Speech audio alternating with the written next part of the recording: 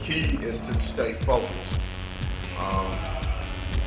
We're all making music with limited funds, with limited resources, limited equipment, but not conceptually or our ideas aren't limited.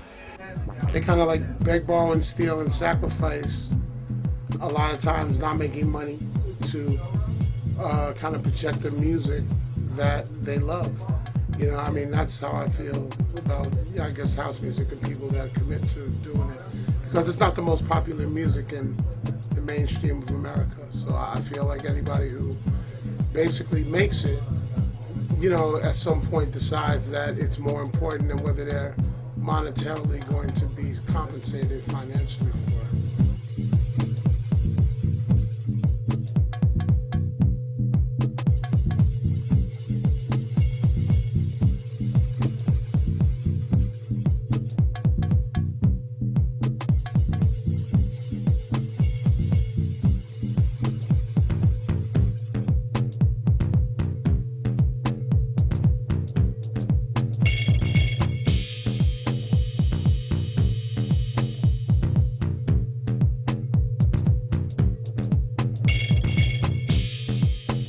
All the parties here is just in some nasty ass club or some little bar or some little warehouse or somebody's garage or basement, and there's nothing to it. There's a sound system, the DJ, no lights, no gimmicks, it's just straight to it, and that's how even the production is. Yeah. You know what I mean? Here, because Nobody's got no fancy studios. Everybody still does this shit out of their bedrooms. Most of you guys still analog stuff, you know what I mean? No computers and stuff. And I mean, you can hear it in the music. Yeah. You can hear them in the music, you know what I mean?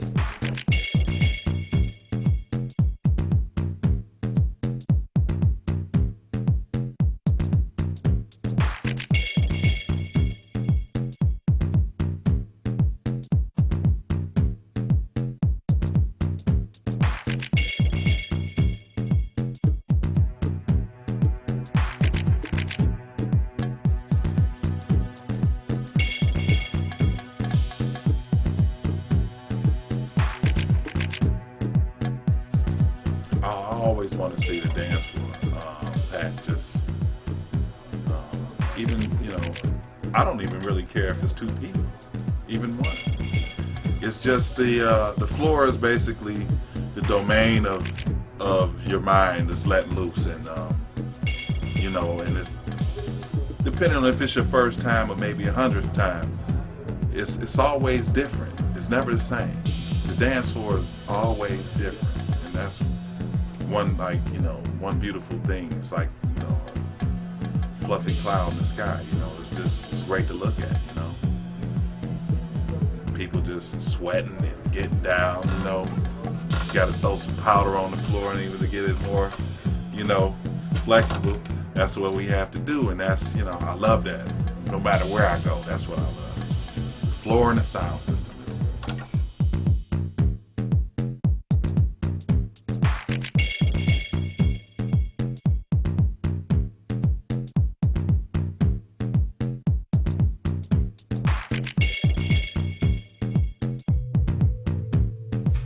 I'm definitely, as we say, a baby powder kid, so I'm serious about it, and just as much as I love playing records, I love dancing, man.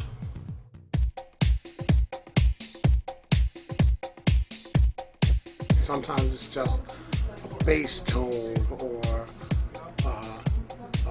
a surface noise that is incorporated into a beat that makes it soulful. It makes it gritty.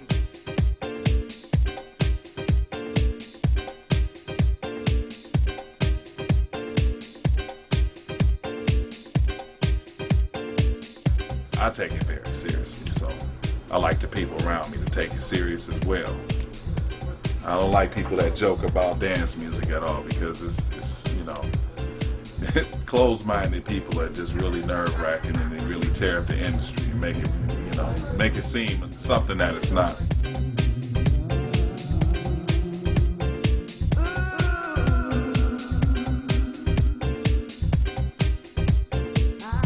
Especially when you have a environment where the DJ is close, close to the people. Maybe even when I'm watching, I love jazz music, so when I'm watching jazz music, listening to jazz performance, and if I can see that artist, if I'm close to that artist, it just makes it a lot better for me. It just makes me a part of the show.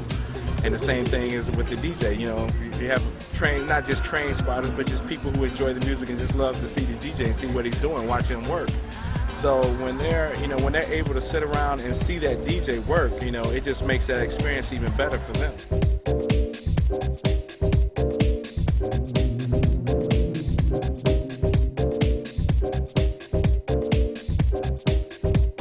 Beatdown kind of started with me, Mike, and Delano.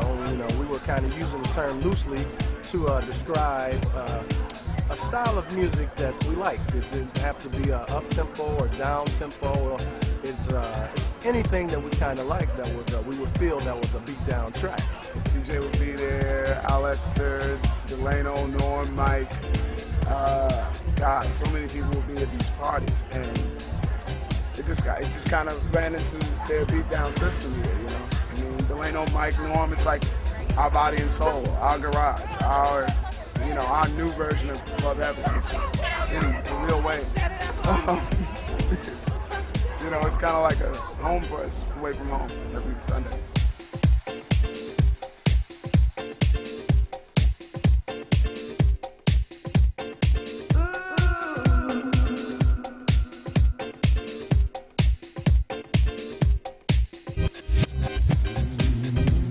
Making music for for most of us in the Detroit electronic community is a way to bypass a lifestyle of lifting and pushing shit for the rest of your life. That's what your music is an offset to.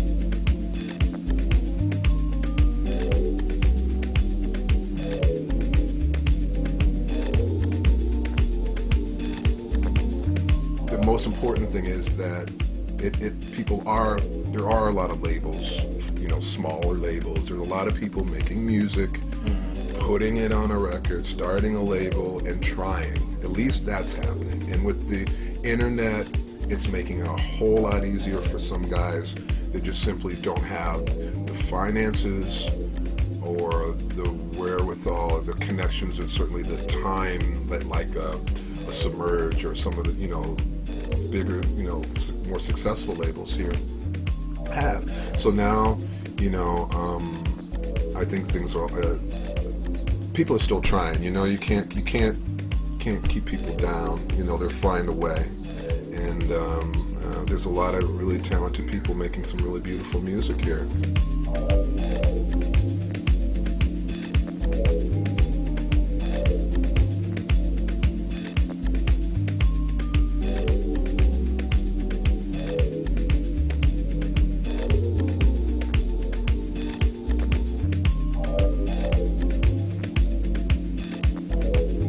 There's always the constant struggle of being able to put music out and to put music out on a continuous basis. It's really hard to press records, to obtain the capital to press records consistently. That's why you see so many lapses in terms of product from certain artists, why certain labels die, why they just wither away.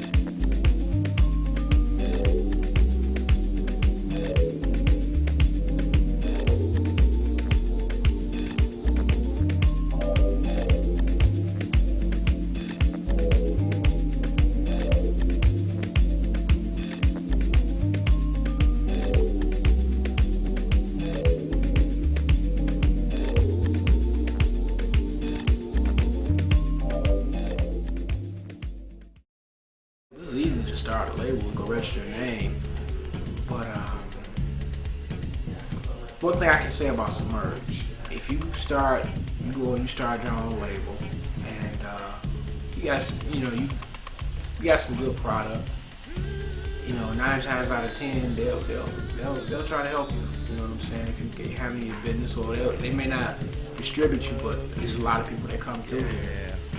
Maybe hip hop, maybe Submerge can't do nothing with it, but they usually tell them, hey, look, maybe you need to try this way, because it's just a different angle. You know what I'm saying? So there is some help. As far as Submerge, as far as anything outside of Submerge, but I can't speak on that. As far as the Submerge thing, if you come down here to Submerge, we get a lot of rappers and a lot of people who, when they may talk to Mike or they may talk to a Dave, and they'll listen to their stuff and they'll tell them, hey, look, this is something, maybe we could work with, leave something here with us. We'll see if we can sell them over the internet for you. If you get a little buzz, hey, maybe we sign your label, Submerge, or we'll just sell them like that. But they are open. How it happened is I met Mike a long time ago, Mike Banks from UR. Mid-90s, and just met him through Not Even Music, just a friend of a friend, and then I'd go down there and I started DJing like 95, 96, and Mike had a store, an SID store, so I'd always go to get records, so he'd always give me all the promos and everything, and I met him through that, and then as the years went on, he had asked me that they were moving to a new location here, new building, so he asked me if he needed a sales guy basically to help him out with distribution.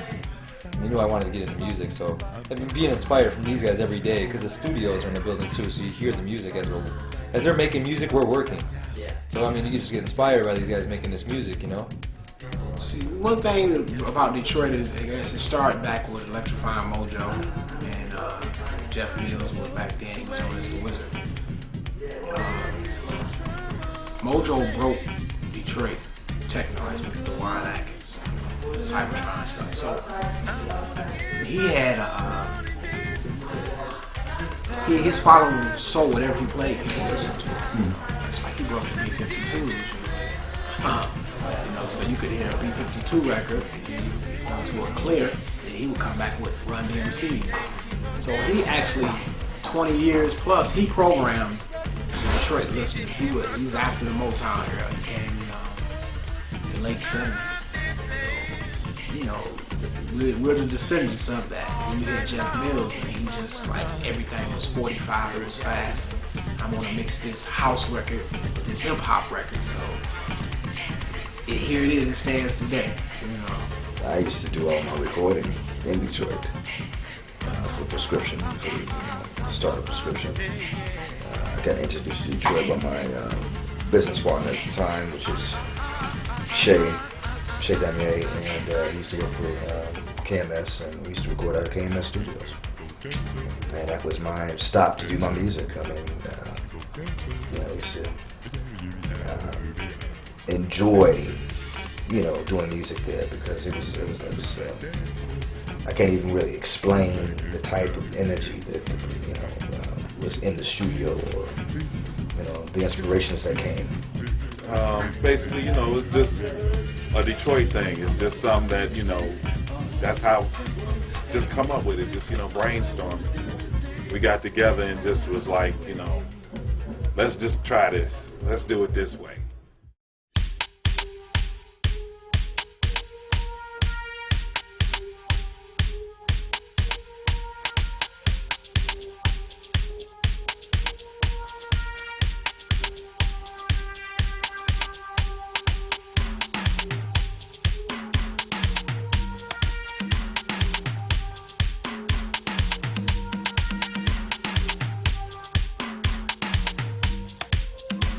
How wonderful it is sometimes to be involved in events of this magnitude, because they allow you to meet people and to allow people to come into your life that wouldn't have met you under any other circumstances. And it's just really nice to kind of acknowledge those interactions, because they kind of like shape what this scene is all about.